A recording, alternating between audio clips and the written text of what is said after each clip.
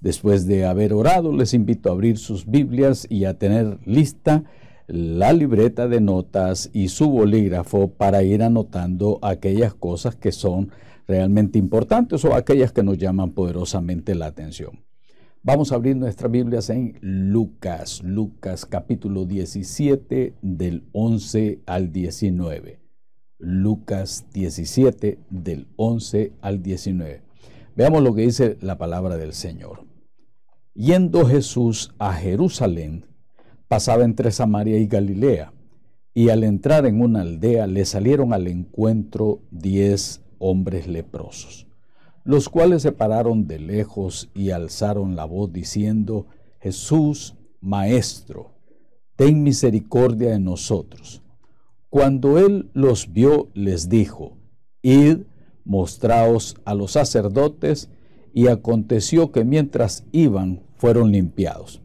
Entonces uno de ellos, viendo que había sido sanado, volvió glorificando a Dios a gran voz, y se postró rostro en tierra a sus pies, dándole gracias. Y este era samaritano.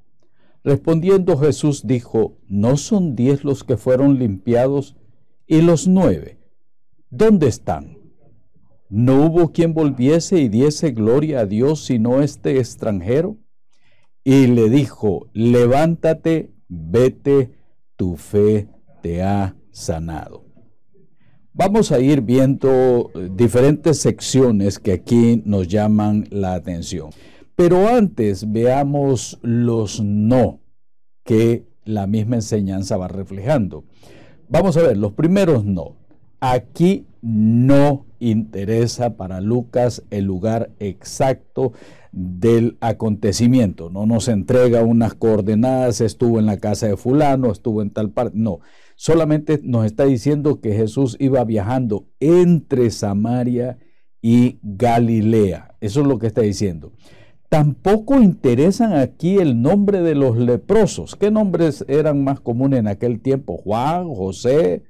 Habían tantos nombres en aquel entonces, pero aquí no especifica ni nos dice cómo se llamaban. Otro de los no es que no dice el texto de que todos eran judíos.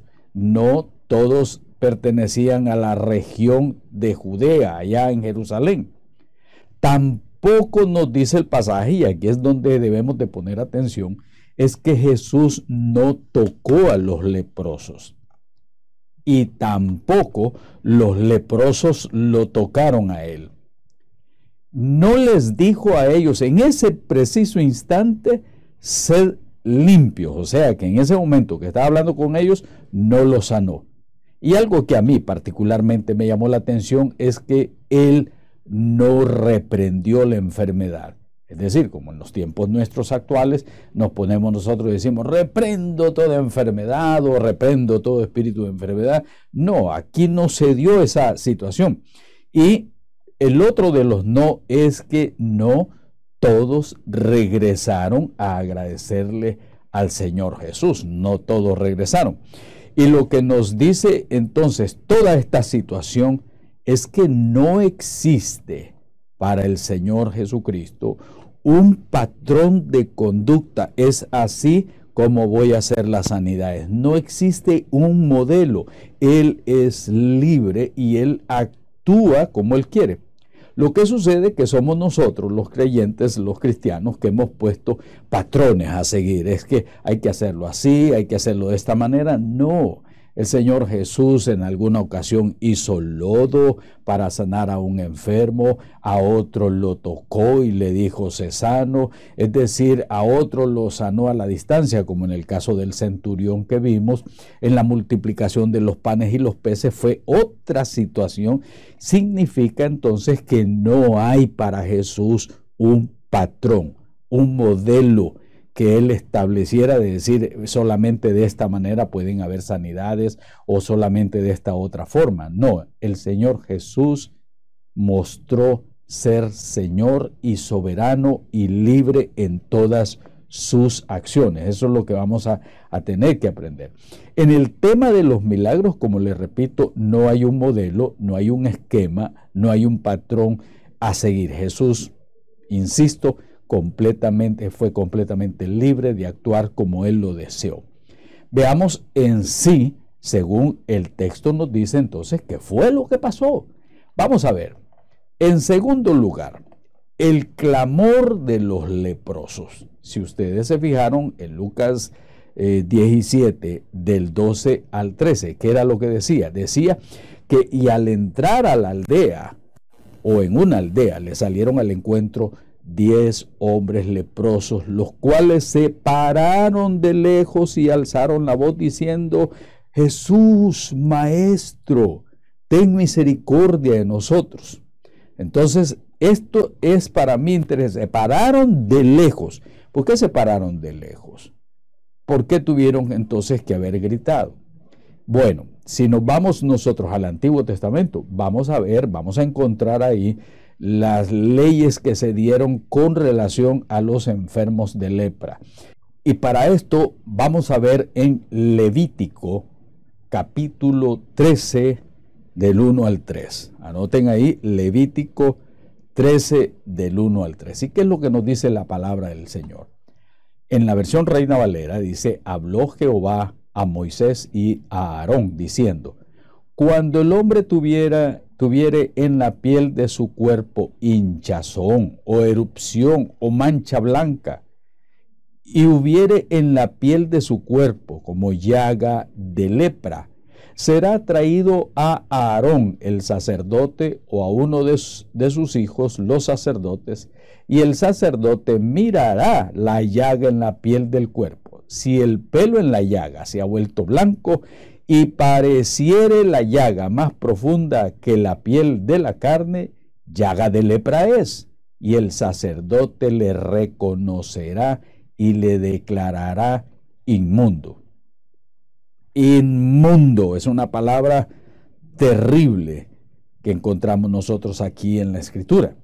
Y aquí vemos ya que la persona es declarada impura, inmunda. En el caso de la lepra ha sido entonces ya confirmada por el sacerdote. Aquí eran muy importantes también los sacerdotes para diagnosticar estas enfermedades. Pero bueno, ¿qué significa que la persona haya sido declarada inmunda? Ahí mismo, en los versículos 45 al 46, encontramos lo siguiente: y el leproso en quien hubiere llaga, llevará vestidos rasgados y su cabeza descubierta, y esbozado pregonará: inmundo, inmundo. Todo el tiempo que la llaga estuviera en él, será inmundo, estará impuro y habitará solo fuera del campamento, será su morada. Como podemos ver, el leproso tenía que salir del pueblo, y en este caso, en el caso del campamento, dice que se quedaban afuera, allá, aislados completamente para evitar el contagio dentro del campamento. Así que, en otras palabras, había lo que se llamaba el aislamiento total del resto del pueblo. Estos hombres y estas mujeres estaban obligados a llevar el dolor. Piensen eso, el dolor, la vergüenza ante el resto del pueblo de haber sido contagiados o de estar enfermos. No explica aquí tan detalladamente toda la situación, toda la relación, porque no es de interés dar un diagnóstico clínico, médico y todo eso, sino en términos generales de acuerdo a aquel tiempo. Entonces, de acuerdo a aquel tiempo, era que se aplicaba la ley del Levítico 13, del versículo 13 y el 14, una pena real, un dolor real, una situación de vergüenza, una situación de dolor. Pero sí vamos a dejar en claro algunos puntos que son de interés para nosotros. Uno, anote ahí si usted quiere, el sufrimiento físico que el leproso tenía, el dolor. el sufrimiento de aquella picazón en la piel o el dolor en la piel. Fue una situación pero tan dolorosa para ellos. Segundo, el aislamiento obligatorio que el leproso tenía, porque esta enfermedad pues era realmente contagiosa, así es que había que aislarlo completamente. Tercero, el dolor de la separación de la familia, de sus amigos, causaba en el leproso o en la leprosa un tremendo sufrimiento. Entonces, significa entonces que estaban obligados, número 4, a vivir en comunidades, a asociarse entre ellos, a vivir junto con el otro leproso, la otra leprosa. Estaban como obligados a vivir en comunidades, y en esas comunidades no importaba en lo que creyera o no creyera, en cuestiones raciales, lo que importaba ahí era que todos se habían asociado por el mismo sufrimiento y por el mismo dolor. Quizás en quinto lugar, el dolor de ser considerado inmundo. Pero ¿qué significa ser inmundo? ¿Qué significó ser inmundo? Bueno, pues estar contaminado de las impurezas físicas, de situaciones de corte moral también se les consideraba en algunos momentos, o por ingerir ciertos alimentos, o porque había un derramamiento, diríamos nosotros, nocturno en el hombre, y todas estas cosas eran consideradas para todos ellos inmundo, impuro, por lo cual el leproso también pasaba a ser un grupo de personas con las cuales no se podía tener ningún tipo de contacto. Y las personas que habían tenido contacto incluso con los cadáveres, usted puede leer en el libro de Números, capítulo 19, lo que pasaba con las personas que eran consideradas inmundas, que aún las cosas, las propiedades, les hacía ser inmundos. Es decir, no se podía ni siquiera tocar las propiedades de aquellas personas, porque también el que las tocaba pasaba a ser una persona inmunda, y había que entrar en todos unos ritos de purificación. Inmundos hasta ciertos alimentos prohibidos. La lista de situaciones que contaminaban a la persona era muy larga, y de ahí entonces que existían las leyes de la purificación. Pero aquí vemos nosotros que hay un grito que hacen los leprosos, es el grito del dolor, el grito de la desesperación, pero al mismo tiempo, mi querido hermano, mi querida hermana, es el grito que sale de lo profundo y que con fe ellos claman. ¿Qué fue lo que clamaron? Jesús, Maestro, ten misericordia de nosotros. Ese es una especie de ayúdanos, por favor, ayúdanos. Mira las condiciones en que estamos. Necesitamos que nos ayudes, necesitamos que extiendas tu mano, que nos des la sanidad. Hemos escuchado, a lo mejor entre ellos hemos escuchado que Él sana. Vamos, mis amigos, vamos donde Él. Vamos donde Él y pidámosle a Él que nos sane. Vamos donde Él. Él ha sanado a muchas personas. Entonces, los leprosos rompen el esquema. No ofrecen nada más que su fe en ese momento. Jesús, Maestro, ten misericordia de nosotros.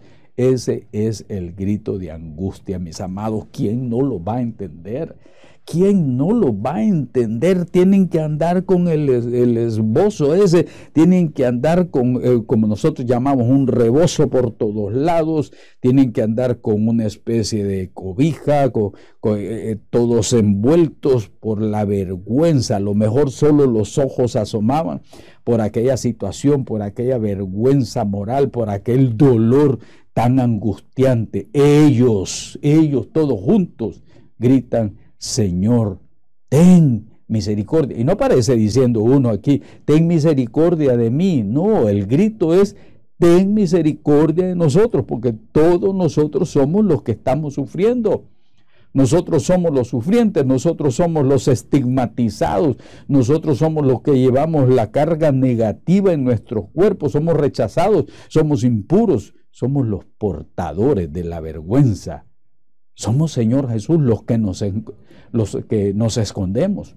Por eso ellos gritaron: Maestro, ten misericordia de nosotros, porque ya no soportamos tanto dolor. En tercer lugar, vamos a ver entonces lo que pasó en el camino hacia el sacerdote. En el verso 14, ustedes lo pueden leer ahí en Lucas, cuando él los vio, dice el pasaje, les dijo: Id, mostraos a los sacerdotes. Eso es todo lo que les dijo. No les puso las manos, no les dijo sed sanos, no les dijo reprendo la enfermedad, nada de eso. Simple y llanamente les dice: id, mostraos a los sacerdotes. Y dice ahí la escritura que y aconteció que mientras ellos iban, mire qué interesante, hermano y hermana, mientras ellos iban, fueron limpiados. Así dice el pasaje bíblico, y es curioso. Es un milagro que se va dando de acuerdo a la obediencia que ellos van teniendo. Jesús les dijo: vayan y preséntense ante el sacerdote. Ahí se les va a decir qué es lo que tienen que hacer y todo eso. Jesús solamente les dijo: id. Y tenían que ellos entonces obedecer e ir. Pero esto es el hecho que trae la sanidad. En este caso, la obediencia. Vea qué importante que es obedecer a las palabras del Señor Jesús. Si tú, si yo, si todos nosotros obedecemos al Señor, las cosas van a ser totalmente diferentes. Jesús, ten misericordia de nosotros, es en contra del individualismo. Vamos todos juntos al sacerdote, es en contra del individualismo. Todos están unidos. Y ahí entonces, en el camino, que nosotros vemos que no sopló sobre ellos, no puso su mano sobre ellos, no los mandó a bañarse en el río, como en el caso de Naamán el sirio. Jesús simplemente les da esa orden, de acuerdo a la ley de Moisés. Y recuerden, especialmente en Levítico 13 y 14, vayan al sacerdote y se van a declarar impuros ante él, y él va a tener que hacer lo que tenga que hacer. Ese era lo que se guardaba en las tradiciones, en los ritos. El sacerdote iba a hacer el sacrificio, a lo mejor iba a presentar el cordero, los palominos por la lepra y toda esta situación, cumpliendo así la ley. Pero los 10 van de camino. Durante ellos van en el camino, van experimentando un cambio en sus cuerpos, y el dolor va desapareciendo, se van sintiendo mejor durante todo ese proceso. Hay un alivio completo de la enfermedad. Ellos empiezan a verse, se tocan y a lo mejor no sienten nada. ¿Y qué fue lo que pasó? El resto del grupo a lo mejor se sigue dirigiendo hacia el sacerdote, pero en ese trayecto hay uno que viene saltando, hay uno que viene dándole la gloria a Dios. Ellos van experimentando esa sanidad, pero hay uno que está viendo que los deseos, su súplica, se han hecho una realidad. Esperen un momento aquí. ¿Y quién es este? El Señor dice: y era samaritano. Aunque a ellos no les importaba de qué pueblo era uno, qué pueblo era el otro, porque todos estaban enfermos, pero el texto bíblico dice: y hubo uno agradecido que era samaritano. Por eso a este cuarto punto le vamos a llamar así: el samaritano agradecido. Un corazón, hermanos, agradecidos, siempre bendecido. ¿Quiere escribir eso? Un corazón agradecido siempre es bendecido. Una vez más, un corazón agradecido siempre es bendecido. Y veamos lo que dice ahí en el mismo pasaje, en el versículo 15. Entonces uno de ellos, viendo que había sido sanado, volvió glorificando a Dios a gran voz y se postró rostro en tierra a sus pies, adorándole, dándole gracias, y este era samaritano. Aquí hay un hombre agradecido, un hombre gozoso, un hombre alegre, un hombre que venía glorificando a Dios, dice yo me imagino ese hombre caminando con qué alegría, con qué gozo, dando alabanza al Señor. Gracias, Señor, ya no me pica, ya no me duele, ya no siento toda esa angustia. Este hombre estaba con un gozo, ya todo lo demás ya no le importaba. A lo mejor se fue quitando todos aquellos harapos que tenía encima. Se fue quitando toda aquella ropa, se sentía una persona realmente bendecida. Pero según los comentaristas dicen, al estar uno investigando sobre el asunto de los samaritanos, es el término que en el Nuevo Testamento encontramos nosotros que señala a los habitantes de Samaria, una raza mixta, si se le puede llamar raza, que resultó del remanente de los israelitas con los gentiles que los asirios llevaron a la región después de la caída de Israel. Entonces, por eso judíos y samaritanos no se llevaban, porque decía, esos son los mezclados, con esos no hay que meternos, con esos no hay que hablar. Eran los rechazados de parte de los judíos en aquel tiempo. Los israelitas los de las otras tribus eran rechazados, y por eso a los samaritanos no se les quería, a los samaritanos en aquel tiempo se les menospreciaba. Y ustedes pueden investigar más sobre el asunto de los samaritanos. Jesús en muchas ocasiones hizo énfasis en los samaritanos. Esto es lo que me llama la atención. La mujer del pozo, ¿se acuerdan ustedes? La samaritana, quien contó su testimonio de su encuentro con el Mesías, y muchos samaritanos creyeron. Recordemos también la parábola del buen samaritano, que nos dio a nosotros a entender la intención del Señor, que debemos de abandonar los prejuicios raciales, los prejuicios que nos alejan de los demás seres humanos. Este samaritano viene corriendo, agradecido, gozoso, alabando a Dios. Imagínenselo usted contento. Un corazón agradecido siempre es bendecido, y para nuestro Señor no hay acepción de personas. En quinto lugar está la pregunta de Jesús, aunque Él lo sabe todo, pero Él lanza la pregunta nuevamente. Respondiendo Jesús dijo, ¿no son 10 los que fueron limpiados? ¿Y los 9 dónde están? ¿No hubo alguien más que volviese y diese la gloria a Dios, sino solamente este extranjero? Y le dijo, levántate, vete, tu fe te ha salvado. ¿Qué se hicieron los demás? ¿Dónde está el agradecimiento? ¿No hubo más gente que fuera agradecida, que le diera gloria a Dios por este maravilloso milagro, sino este extranjero?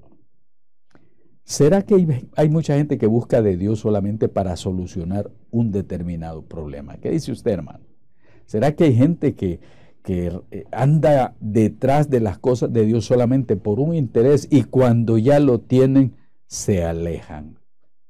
¿Será que hay gente que no sabe agradecer a Dios por cada una de sus bendiciones? ¿Y usted qué dice sobre esto, mi querido hermano? ¿Será que estamos acostumbrados a creer que Dios tiene la obligación con nosotros, y que es su responsabilidad cuidarnos, y que está obligado a darnos lo que pedimos, como algunos se paraban en los púlpitos diciendo, y yo decreto, y yo ordeno, como que si Dios estuviera obligado a hacer lo que nosotros pedimos? Aquí viene algo interesante. Los otros 9, según el original bíblico, hay una palabra que se dice catarizo. Catarizo es una palabra griega que significa ser limpio, ser purificado. Ya no es ser inmundo. Esa persona de alguna manera ha sido sanada. Entonces, durante el proceso de su caminar, en esto se cumple la palabra catarizo. Estuve revisando en el griego toda esta situación y me encuentro esa palabra que significa haber sido purificado, haber sido sanado, haber sido también limpio, que esto fue lo que se menciona ahí. Pero hay otra palabra, la palabra sozo. Esta palabra sozo tiene que ver con ser salvo y ser sano. Y me llama la atención porque el Señor Jesús le dice, tu fe te ha hecho sozo. Quiere decir, tu fe te ha salvado. Tu fe te ha puesto en una posición de resguardado, de rescatado. Eso es lo que el Señor Jesús le está diciendo y se puede interpretar por esta palabra griega, tu fe te ha salvado, de las dos maneras. Tu fe te ha sanado también. Podríamos entrar en esa situación, bueno, no quiero decir de que si los otros 10 no solamente fueron limpiados y sanados. En este caso, en el caso del samaritano, le está diciendo, tu fe te ha sanado, pero es la misma palabra que tiene que ver con tu fe te ha sanado. Tu fe. En este samaritano estaba operando algo diferente, estaba operando el agradecimiento de haber experimentado tremendo milagro. Estamos diciendo un corazón realmente agradecido, mis queridos hermanos. Y esa es la fe de que muchos han mostrado de ser agradecidos.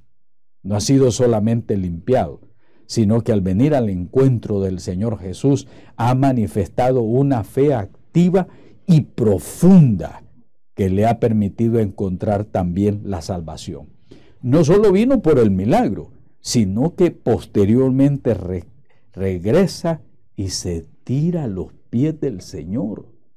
Se arrodilla ante el Señor, se lanza a los pies del Señor en agradecimiento. Esto es un acontecimiento que a todos podría haber sorprendido. Un hombre agradecido que se tira a los pies del Maestro. Y estoy tratando de ver, sin manipular los textos, sin forzar los textos, estas palabras para mí son muy significativas. Acuérdese que un corazón agradecido es un corazón bendecido. Vamos a ver 3 aplicaciones. ¿Cómo podemos aplicarlo esto a la vida diaria, a la vida suya? Número 1, la importancia que tiene de ser y mostrarnos agradecidos por todo lo que recibimos de parte de Dios, por todos los milagros que han impactado nuestras vidas. Tenemos que ser agradecidos. Dios no nos bendice simplemente por los méritos de ser religiosos, sino, mis queridos hermanos, por su misericordia. Dios nos da las bendiciones por su gracia y por su compasión.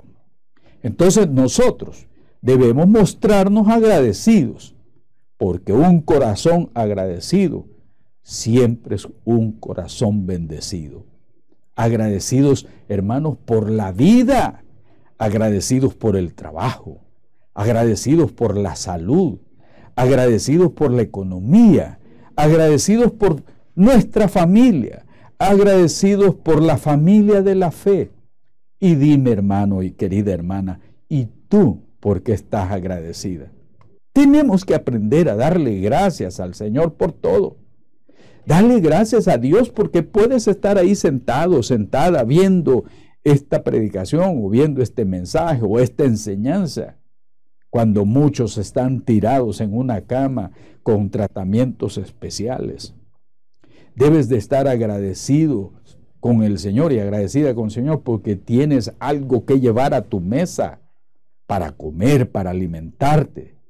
Debes de estar agradecido con Dios por el alimento que le llevas a tus hijas, a tus hijos, a tus nietos. Qué bendición más grande uno estar agradecido. Pero la pregunta es, ¿y los demás? ¿Dónde están? Muchos viven ahorita como sin Dios. Muchos dicen vamos a disfrutar de la vida y se van a los lugares simplemente a pasar el tiempo y van matando el tiempo. Hay que disfrutar porque estamos jóvenes, hay que disfrutar porque todo pasa en esta vida y se dedican a sus propios placeres, a la búsqueda de sus propios deleites. La segunda aplicación importante Es la comparación de la lepra con la vida de pecado. El pecado es como eso, como la lepra. Te va destruyendo el alma, va destruyendo el espíritu, va destruyendo el ser, va destruyendo a la persona y poco a poco la va aislando de los demás. En otros casos hay algo curioso, que la persona en pecado siempre busca a otro que está también en pecado. Se asocian. Una persona alcohólica busca a otro alcohólico que lo apoye, que lo ayude en su vicio. Una persona sumergida en las drogas hace exactamente lo mismo. Lo mismo pasa con el corrupto. Busca la asociación con otros corruptos. Busca la asociación con los que roban, con los que son narcotraficantes, con los injustos, los que comercian con blancas, con el secuestro de mujeres y así sucesivamente. El pecador no quiere darse cuenta que su vida se va destruyendo hasta que es demasiado tarde. Cuando yo veo las estadísticas y dice ya murieron más de 160,000 personas aquí, allá, estamos hablando de miles de personas que no sabemos en el estado que murieron. Posiblemente dentro de estas personas hayan habido algunos que toda su vida vivieron como sin Dios y por último renegando contra Dios. No se sabe. El pecado es como la lepra, va destruyendo a la persona y lo lleva hasta la muerte. Y después de la muerte, mi querido amigo, si no se tiene a Jesucristo, no hay más ninguna esperanza. La única cura para el pecado es Jesucristo. Él es nuestro único y suficiente Salvador, el único que puede sanar nuestro espíritu, salvar nuestra alma y todo nuestro ser. Nunca es tarde para venir y humillarnos ante su presencia. Nunca es tarde para que nuestras vidas sean restauradas. Nunca es tarde para que su sangre bendita nos limpie de toda maldad y de todo pecado. La tercera aplicación de esta enseñanza que nosotros estamos viviendo ahorita en tiempos del coronavirus, en tiempos difíciles, el virus, el COVID-19, nos ha obligado a tratar de aislarnos socialmente, nos ha obligado a tratar de mantener la distancia y nos recuerda esos tiempos de los leprosos que vivían fuera del campamento y obligados a aislarse. Estamos viviendo tiempos difíciles con temor al contagio. Y hay muchas familias que pasan por un dolor tan grande de haber perdido sus seres queridos. Es un dolor terrible que ni siquiera pudieron haberle dado un funeral digno a estas personas y muchos están todavía en esos camiones frigoríficos. Pero Jesús es el mismo de hoy, mi querido hermano. Es el mismo de ayer y será el mismo de siempre. Si buscamos con fe a Jesucristo, Él nos dirá qué hacer. No hay un método, no hay un patrón, pero sí sabemos que su misericordia es la misma, su compasión es la misma por todos aquellos que le buscan de todo corazón.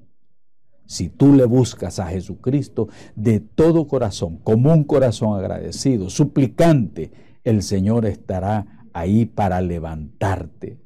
El grito Jesús, ten misericordia de nosotros, todavía se sigue lanzando.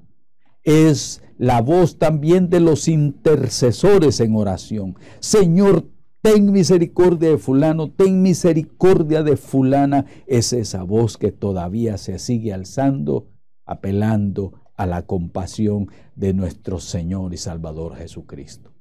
Es la voz de los intercesores o de los que padecen alguna enfermedad y se levantan y claman, ten misericordia de nosotros. Maestro, ten misericordia de nosotros.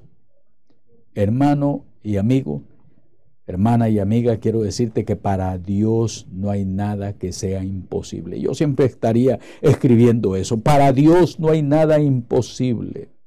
Te invito a anotar Marcos capítulo 9 en el verso 23. Marcos 9:23. Jesús le dijo, si puedes creer, al que cree, todo le es posible. Al que cree de todo corazón, todo le es posible. Marcos capítulo 11, verso 24. ¿Qué dice Marcos 11, 24? Por tanto os digo que todo lo que pidiereis orando, creed que lo recibiréis y os vendrá. Creed que lo recibiréis, dice el Señor, y os vendrá. Hebreos 4:16 dice, acerquémonos pues confiadamente al trono de la gracia, para alcanzar misericordia y hallar gracia para el oportuno socorro. Así es que si no has entregado tu vida a Jesucristo, entrégate hoy mismo a Él y las cosas realmente van a cambiar. Recuerda, hermano y hermana, que un corazón agradecido siempre es bendecido. Así que te invito a que le agradezcas al Señor. Vas a la cocina, dale gracias a Dios. Abres el refrigerador y dile gracias, Señor, por lo que nos das. Si vas a tomar agua, dile gracias, Señor, por esta agua. Porque hay muchos lugares donde caminan kilómetros de kilómetros para tomar agua. Y tú la tienes ahí a unos pocos pasos. Sé un corazón agradecido con el Señor en todas las cosas. Y como siempre estás agradeciendo, el Señor siempre te estará bendiciendo.